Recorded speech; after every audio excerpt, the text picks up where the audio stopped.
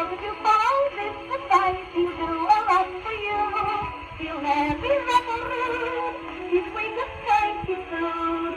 2 hours before his dinner, he'll speak to do a crime.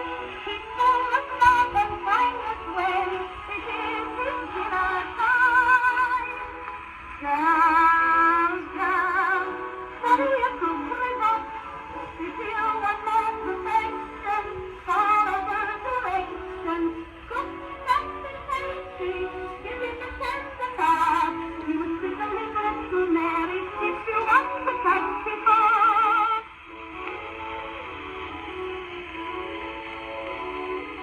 After the thousand times enough, if you're a decent cook, you'll find you won't get